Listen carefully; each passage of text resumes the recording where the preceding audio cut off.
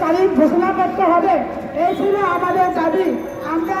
আমরা এই 5 দফা দাবি নিয়ে গত 25 তারিখ থেকে আমরা মাঠে আছি। ইনশাল্লাহ আমাদের দাবি আদায় না হওয়া পর্যন্ত আমরা মাঠে থাকবো, আছি এবং থাকবো ইনশাল্লাহ।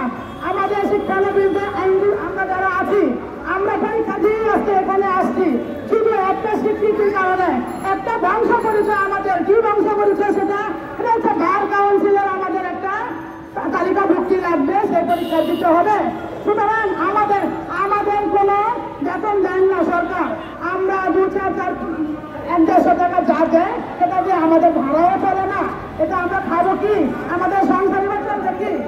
যাই হোক, আমরা চাচ্ছি যে আমরা আমাদের সামাজিক যে পরিচয়, আমাদের রাষ্ট্রীয় মর্যাদা এবং আমরা একটা আমরা আইনজীবীদের তালিকাভুক্তি চাচ্ছি।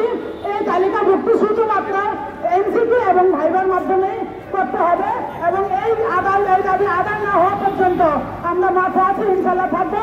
তারা বাংলাদেশের শিক্ষানবিশ আইনজীবী, আমরা প্রায় 7,000 শিক্ষানবিশ আইনজীবী, এই 7,000 শিক্ষানবিশ আইনজীবীদের মাঠে নামাতে বাধ্য করবেন না। আমরা চাই এই অতি সত্য আমাদের দাবি মেনে নিয়ে আমাদেরকে ঘরে ফিরে আশ্বাস দেন, ব্যবস্থা করে দেন ইনশাল্লাহ। কথা বলবেন।